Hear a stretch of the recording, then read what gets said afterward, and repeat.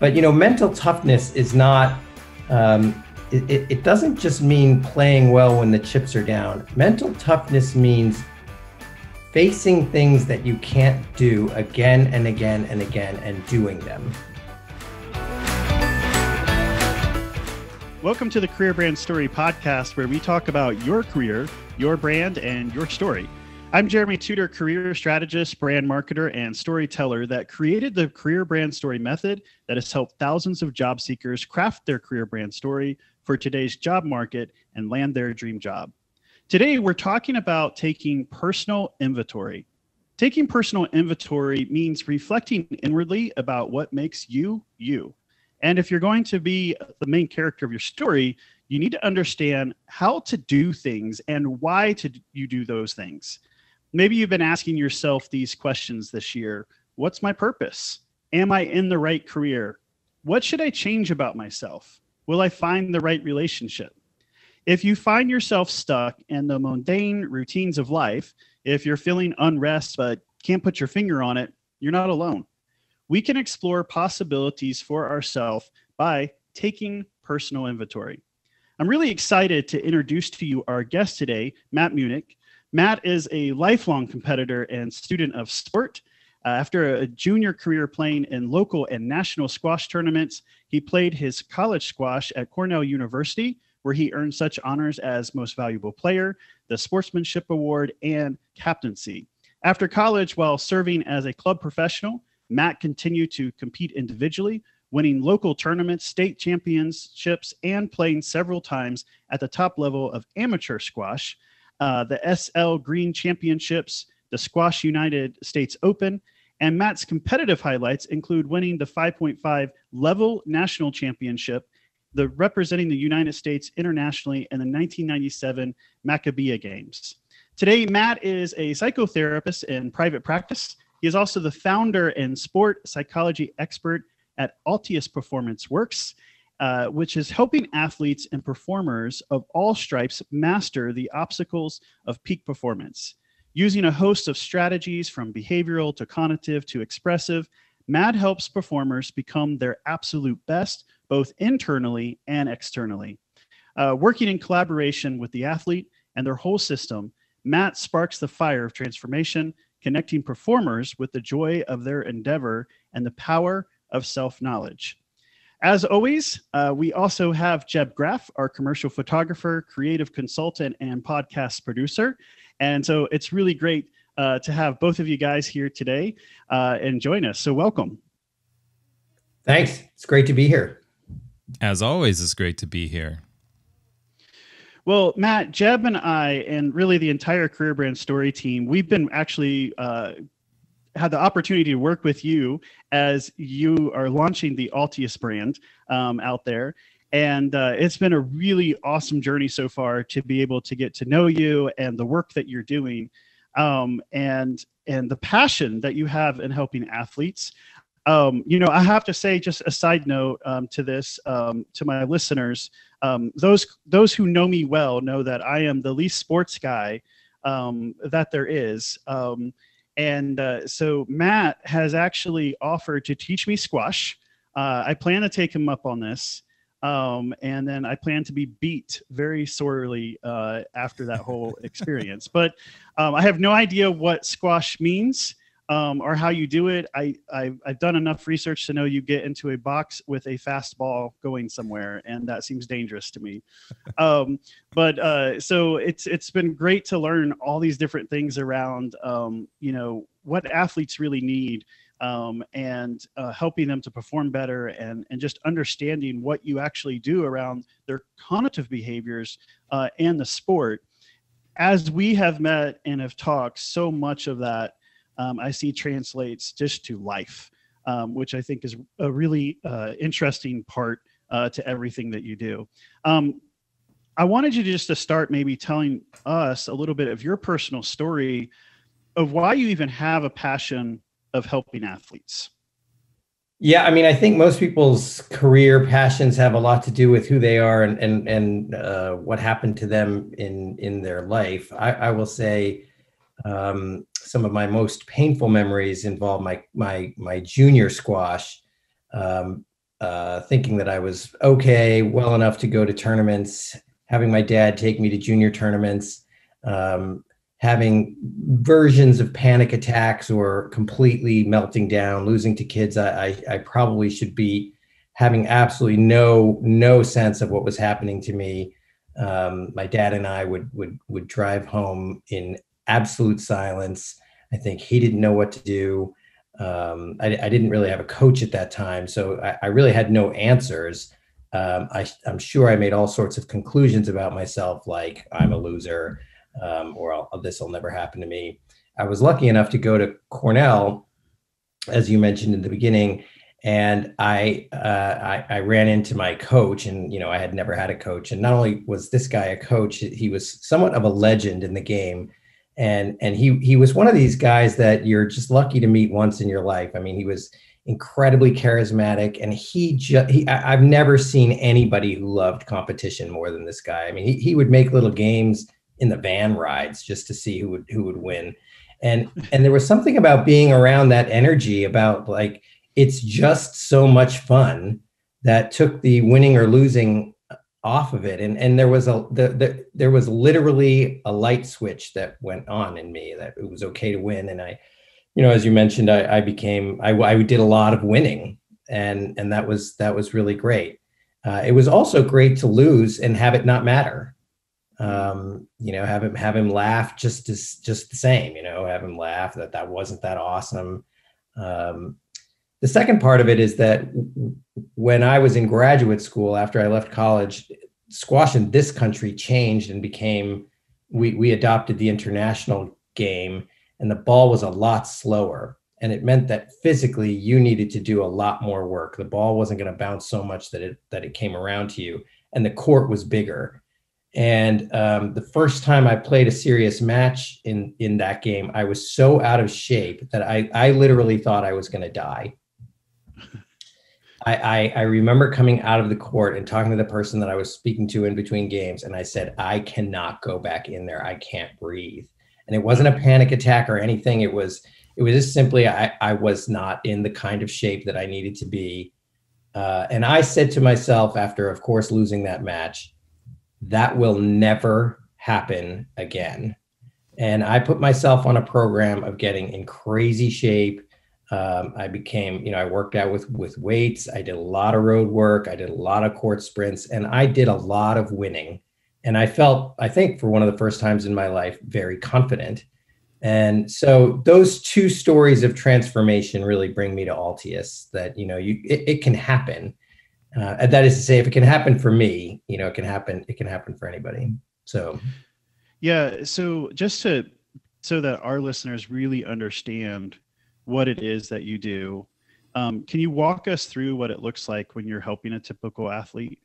Yeah, sure. Athletes come to me because generally athletes come to me because something that works in practice, something they know they can do very well in practice, is breaking down in competition. And sometimes they know why it's breaking down in competition, and sometimes they don't. When I say that, sometimes their answers are very vague, like probably similar to what happened when I was a kid. It's just, I don't know what's happening. And usually it's because nerves are taking over. And often, unfortunately, athletes are ashamed to say, I get nervous, like it's the worst thing in the world. When, of course, everyone knows that every athlete gets nervous, that it's just part of it. And I think for some people who don't know when you don't know how to deal with nerves, when you start getting nervous, all you do is get more nervous. And I think that's how panic attacks come about, where you just, oh my God, I think it's going to happen. Oh my God, it's happening. And you're, quite literally, you're in a different part of your brain. So you're in this threat part of your brain, and you can't get out of it. So that is one of the main reasons that athletes come to me. So, I can do this in practice, but when I'm in competition, it breaks down. I'll say another main way that athletes come to me is they're experiencing what we call, I'm a referee as well in the squash world. We call these things conduct issues. People are throwing rackets, they're breaking rackets, they're yelling at refs, they're yelling at people off court, they're kicking things. Obviously that's a problem. They're penalties, they're fines. That's not a good way to compete. But it's an indication that they're not managing their emotions well. I mean, it's just a very obvious way. And so sometimes parents or coaches will say, you have to help us. So you're saying I shouldn't throw stuff at people. Yeah, I mean, I would say about that, it depends on what your goal is. I was going to say wrong sport. Yeah. I mean, if you want to win a game, that's generally not going to work in your favor. Yeah. So what I have found in so much of the work that you do, again, it's to me, as we've met and talked over several weeks, and I've gotten to know more in depth of how you work and what you do. So much of this that you do is just translates really to just so many things in life, which I guess is why people connect with sports. I never was the athletic type of person, and so I always went to band instead of the sports side of it. But there's so much of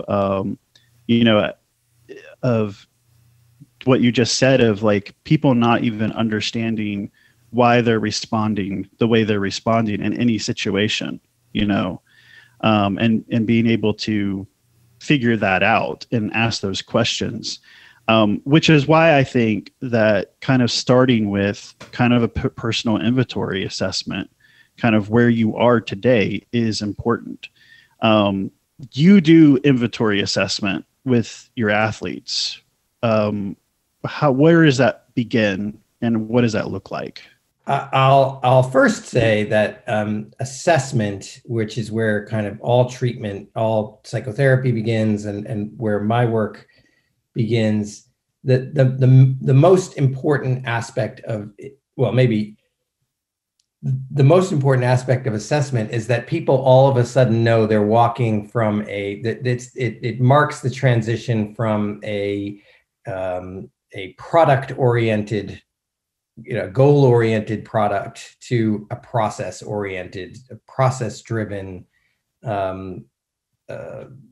process. And it's always things are always better when it's process-oriented.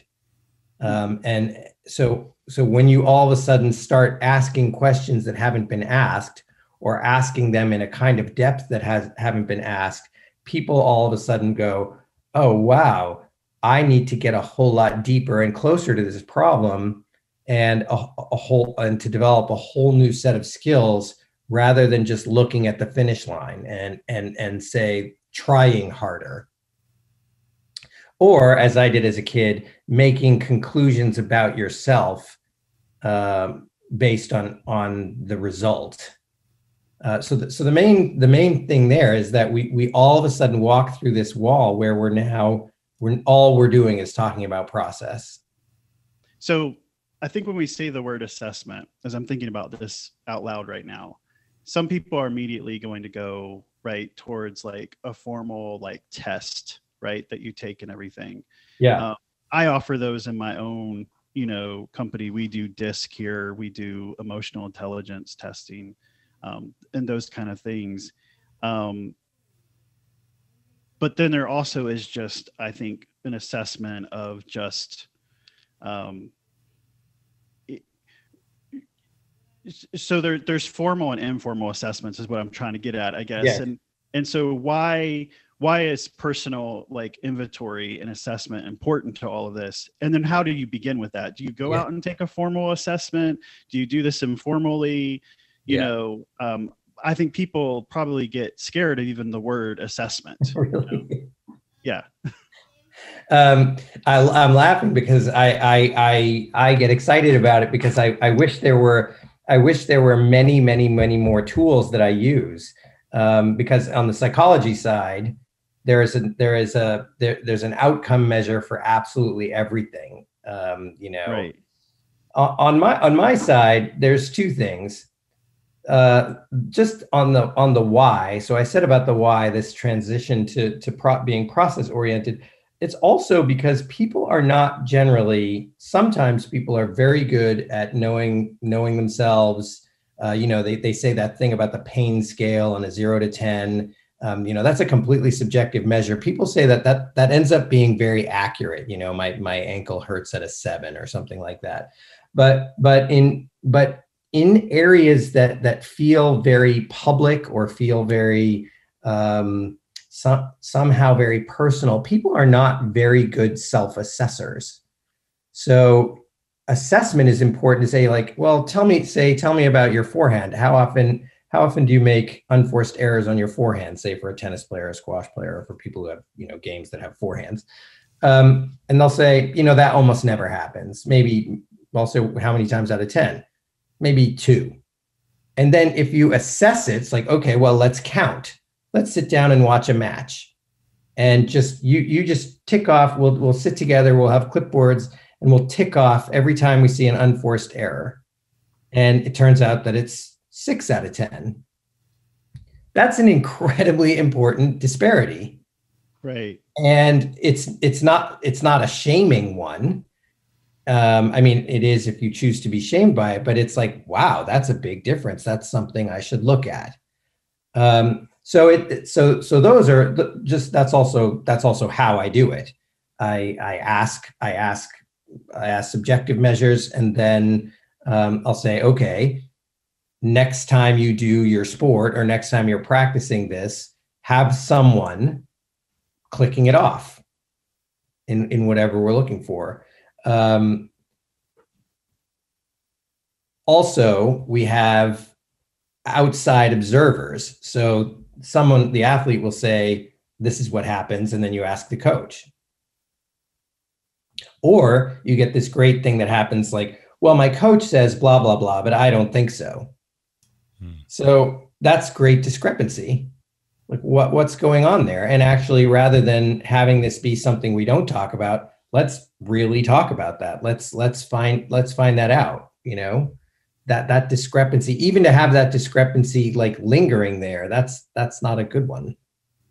I have a question about that. Do you find if somebody is not used to being observed, and then you introduce somebody sitting on the sideline ticking off the box every time there's an unforced error, do they naturally improve? Are they thinking more about technique and that kind of thing then?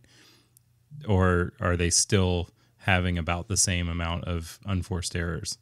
That's a wonderful question, because one of the questions that I would ask in that situation is, how did it feel with me doing that? Because one of the things that we're assessing, like all psychological experiments, like they have you do one thing, but they're actually the psychological test ends up being about this other thing. All assessments, if you can get a couple of different kinds of assessments in, are about things that they didn't think they should be assessing. So for example, this forehand thing, not every forehand error is the same. Was it a concentration lapse? Was it a skills lapse? Was it a miscalculation, which I guess might be a concentration? So all of a sudden, when we start assessing, it's like, oh, it starts in a sense like chunking things up. And that's why all of a sudden you can put, say, parents to good use, because instead of sitting there wringing their hands, you give them a clipboard and you say, every time you notice this, just put a hash mark. And now those nervous hands are active, and we get more assessment. Another thing is that most athletes will tell you is film. Like, let's film it and watch it together. And you can almost bet that somebody is going to see something, because of course they're not watching themselves. They're going to see something that they didn't see. And essentially what our goal here is that we're trying to increase someone's what we call metacognition. They're thinking about their thinking.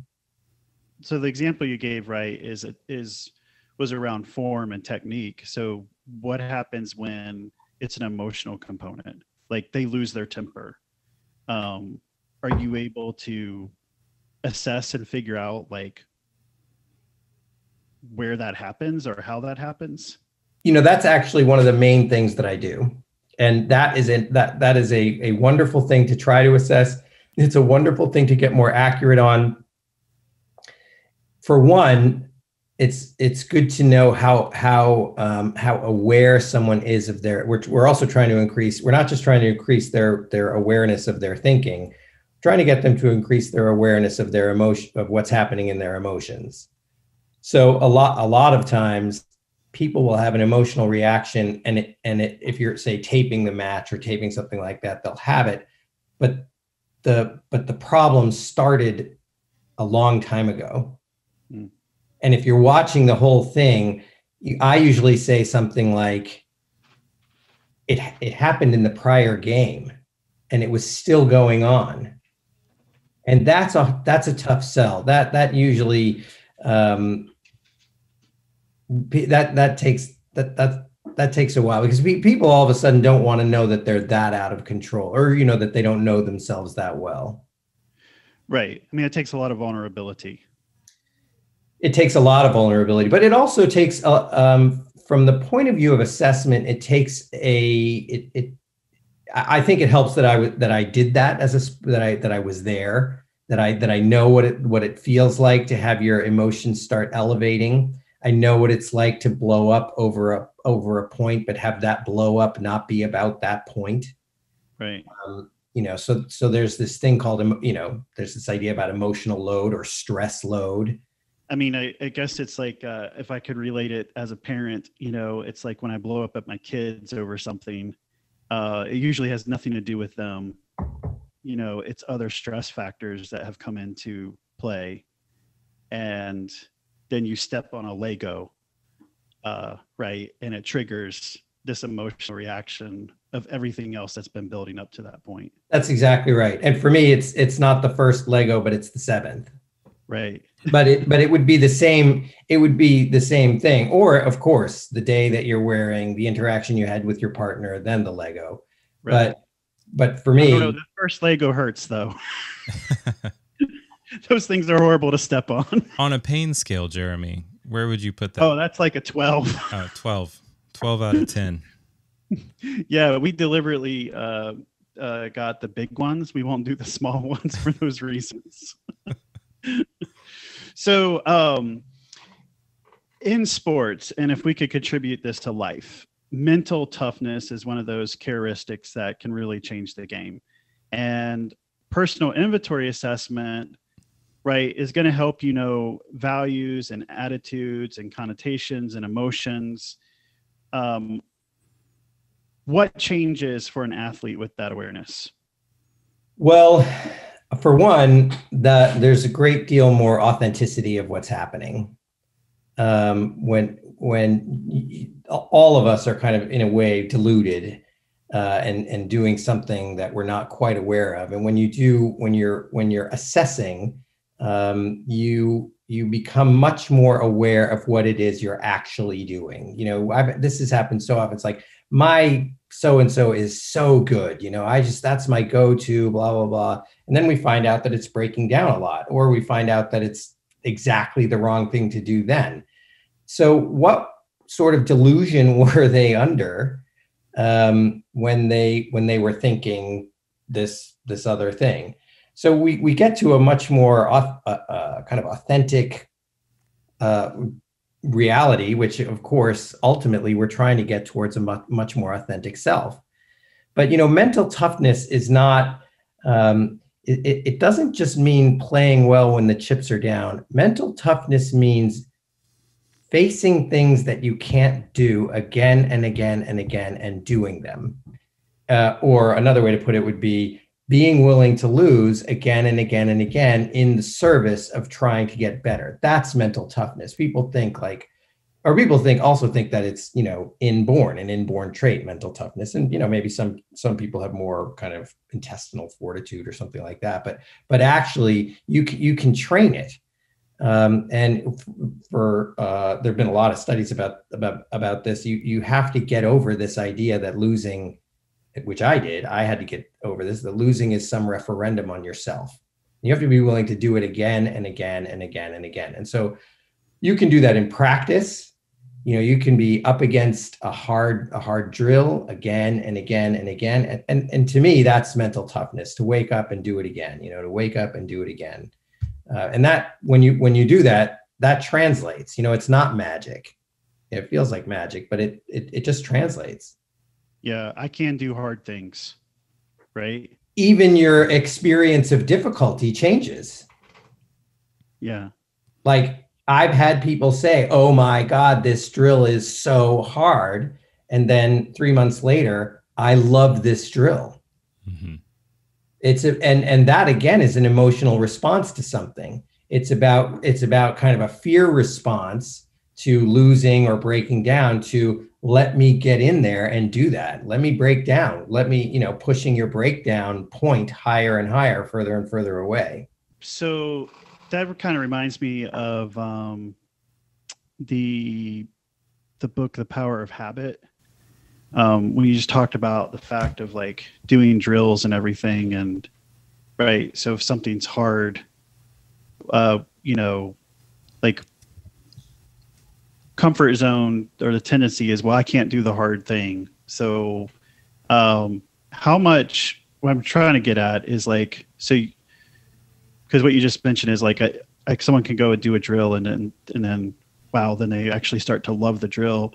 How much is like reward played into mental toughness? Like, do you get to that place in even in your assessment? Like I know for athletes, like, okay, winning is an award, but what about like even in practice and is there something more beyond just the winning the game, I guess, is what I'm trying to get at, It would seem to me that there has to be more to drive you to be good at the sport, that there's more than just getting the medal at the end of the day, or the accolades of that. There's a very, very long literature on extrinsic versus intrinsic motivation. And I'm a skeptic on that distinction in and of itself.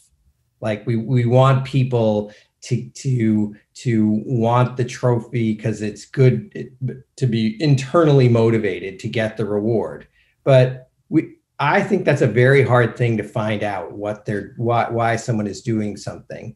But you can actually, in a sense, what we're talking about here with assessment is this is training intrinsic reward because, or intrinsic motivation, because you're talking about assessing things on a broad range of things. And instead of did I win or did I lose, which is a very primitive or childish way of looking at things, it's, well, I may have lost, but I did better in so many categories that I've been working on with my coach, with myself. Things are that's awesome. And I think that's that first coach that I referenced. I mean, he just thought the playing of the game was awesome. Being in the competition is, if you're competing, you're alive. That's better. You're doing better than, anything else. But this is really like with an athlete, that's fine. On paper, this was a very bad result, or, for your ranking points, this was a bad result. This was a disappointment. But look what you did right. And because we've been assessing so much, look what just showed up. Now we have new things to work on. So, there's this thing called the growth mindset, fixed mindset. That made a big splash. That's a very important body of literature. I encourage anyone to dive into it. But when you make that turn into growth mindset, almost anything is valuable, and that turns people into intrinsic motivators. For you personally, right? The struggle was in the beginning, well, I'm losing the game, therefore, right, these messaging of I'm not really good at it and such. So we as people, when we lose things, right, we all tell ourselves and adopt messaging that says, well, I'm not good enough. I do that in business, Yes. I see that in my clients all the time where they get rejected of a job. And so therefore they think, well, I'm not good enough for the job. I can't do that. So why do we set ourselves up, for failure? Well, it turns out, and there have been a lot of studies about this. It turns out that the brain is wired a certain way. So, for example, if the three of us on this call, had certain setbacks, our brain is wired to create meaning that way. And that's some of the work that we do at Altius as well, is just start to puncture that. Your brain is going to say certain things. Your brain is wired to say certain things. Your brain is not you. The thoughts are not true, but they feel very true. And I lost last time, I lost again. I draw this conclusion. Some of the most important work that I do is to get people to see that thought as not saying anything about them and not being true. So that's one of the reasons that we're hardwired for failure. The other thing is that as human beings, we just do the same thing again and again. And we just kind of wake up and do the same thing again. Yeah, creatures we just of habit. Generally don't wake up and say, how am I going to do this differently? Or, if I'm a coffee drinker, like, oh, maybe I'll have tea this morning. We just don't do that. Yeah, it makes me think a lot about, like, in my work, it took me a long time to separate myself from my work and to understand that what I do is a skill and a practice and not a talent. And even if there is some truth to there being talent somewhere along the way, it doesn't define me. And so I'm constantly talking to people, especially on bigger creative crews, that, when we're talking about things and it feels, or we're giving and receiving criticism, that is about the work. And our goal is to improve the work. It's not messaging about our worth or, if I make a crappy picture, that doesn't mean I'm crappy. If the client isn't pleased, I can sometimes still look at the work and say, I just don't get it. Like, that's about them, because this is actually really good work. And, move on with a clear conscience, feeling like, okay, on to the next one. Yeah, it's often worse than that, in that it's not just that's kind of those are misappraisals or maladaptive ways of thinking. Those thoughts keep you stuck. So they keep you from, they keep you in it. They keep you in the mistake. They keep you entrenched. When people feel stuck, it's because they can't sort of see around it and feel very attached to that meaning. So, and I know we've been talking about, like, around working with athletes. And so our listeners could say, okay, well, that's great. I can apply that to my sport and everything.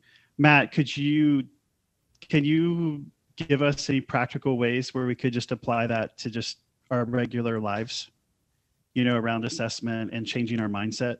Well, the classic ways in which we deal with this in my other business is when we have an event, and this is harder than it sounds, but when we have an event, what we call an activating event, a prompting event, I say hello to my partner, and she walks right past me or something like that. I make a meaning. I have an interpretation. In the cartoon, it would be the thought bubble, and the thought bubble is, she's mad at me. I did something wrong. It was because I forgot to take the trash out, or whatever. And then from that is a cascade of emotions, and from those emotions come another set of reactions. I might say, why do you get so mad? Of course, the reality is that she didn't sleep or didn't have her contacts in and didn't see me. So if you can get to the place where that fork in the road, where you noticed yourself making a conclusion, having a belief, you can then start working with it, because they're similar. They're similar in all kinds of contexts. They're similar in work contexts. The problem is they happen very quickly. So in sport, it's really great, because if, I kind of grid things out, or I'll watch a kid play a match, and, we'll go, okay, at this point you did this. Do you remember what you thought? And often it does stick out, and it sticks out not just because they happen to remember it, because it's the same thing they think all the time when that happens. And that's really just kind of incredible work. They'll say, well, that was a bad shot. And I'll say, okay, granted, was there something you were thinking? And it's usually something about the self. Like, I can't believe I did that. That's a much different than that was a bad shot, because we could all agree that was a bad shot. I'm not going to try to convince you that was a good shot, or, well, it was a bad shot, but it was a good try, or whatever. It's a much different thing to say, I can't believe I did that. There's so much work that can be done there. Does that mean you think you're too good for that? Does that mean does that mean you think you should get to a place in your playing where you never make mistakes? So there's a whole lot to unpack once you can get to the thought, because the thought starts to get to what we call core beliefs. And when we're talking about core beliefs, a lot of those are wrong. Did that make sense? Yeah, no, it made a lot of sense. It's triggering me. I used to play tennis and I'm thinking about every time I went to serve, just thinking I suck at serving. Yeah, that's a good example. Yeah. That made it true. Yeah. So I'll just give you a very quick thing that some athletes have found useful with me, because they want something in that, what do I do in that moment? And what I say is correct, don't blame. So if they hit a serve that went out, there was a technical thing they could change that would have made it go in. So say that thing, like more spin, rather than I'm such an idiot, I just blew my serve. So one thing is it gives you something to focus on. The other is just kind of begins this internal core meltdown of the reactor, you know? Yeah. Which of course doesn't help the rest of your game. You end up getting aced out. Well, yeah, when the internal core melts down, you have a... Might as well just walk off the court. You have a Fukushima situation. Exactly.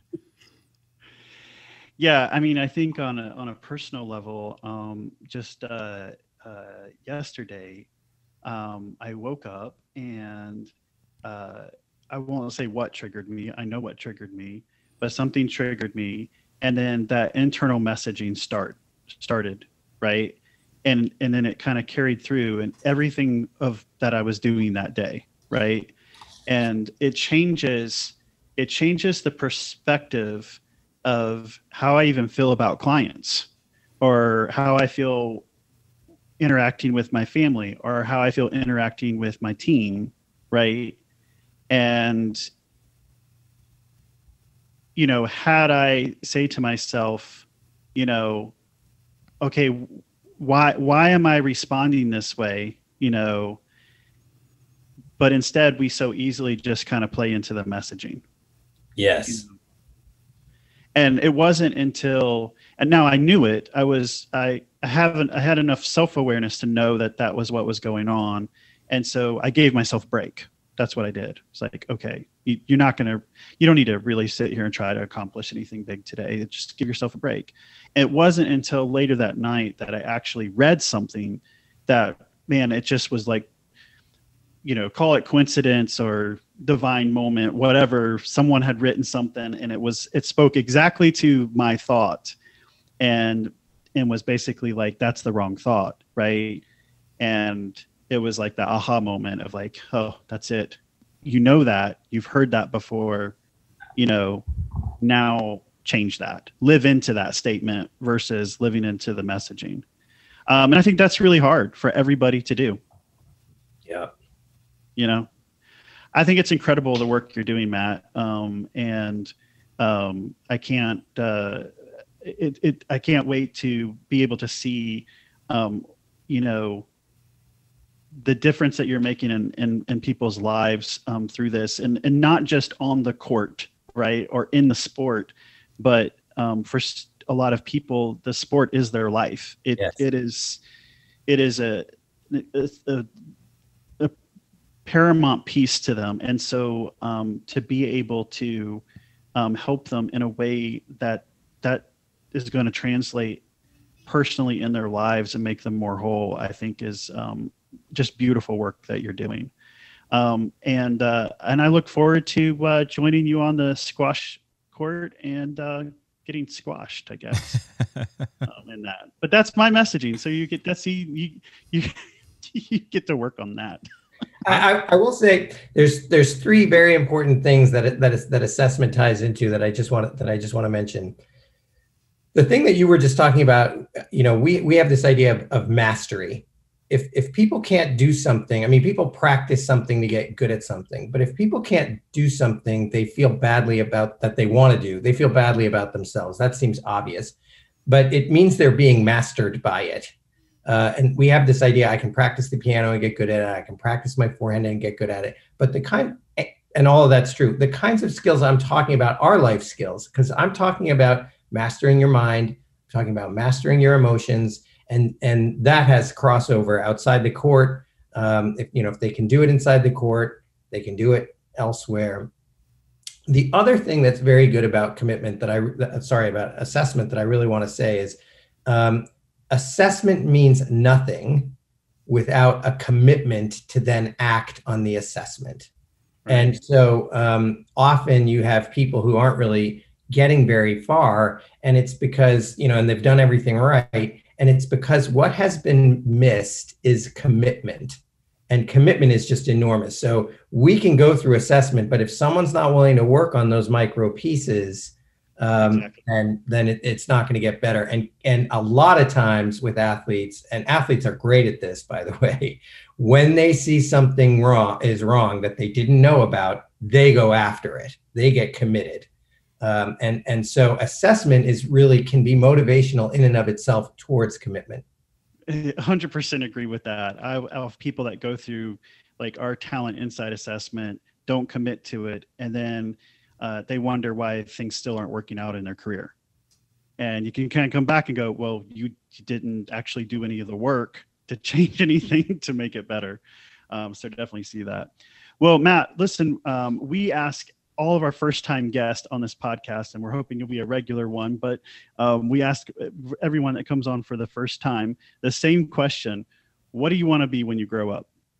Yeah, well, no joke. I mean, I think this is what I want to be when I grow up. I mean, when I think about that kid who was just losing squash match after squash match and feeling absolutely terrible about himself and couldn't even talk to his father for a 2-hour car ride, that's someone I want to help.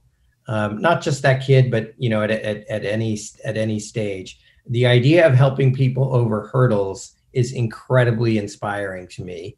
And that is really what I want to grow up. And I think actually our conversations have really helped clarify that for me. I do that. I feel like I do that in the psychotherapy office, but I think this sport thing, since it's been so close to my life and has meant so much to me and has been so part of my own self-meaning, to be able to do this that's what I want to be when I grow up. Brand is not just a logo, a color, or a catchphrase. It's custom. It's your language, your culture, your vibe, and so much more. So why leave your brand imagery up to whatever you can find on a stock photography website? I'm Jeb Graff, and I'd like you to consider getting in touch with me for your custom photography for your custom brand needs. I've worked with people across the United States to make photography that tells your story better and more effectively than any search on a stock site could. And I'd like to work with you too. So go to jebgraff.com/contact to leave stock behind and say hello to imagery that's as custom as your brand. That's jebgraff.com/contact. Talk to you soon.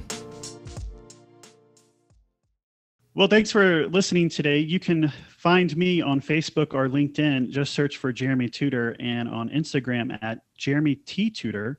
Also, while many of you listen to this podcast, because that is what a podcast is for, you can also watch each episode on YouTube. Search Jeremy Tudor, our career brand story, to find us. And Matt, where can people find you?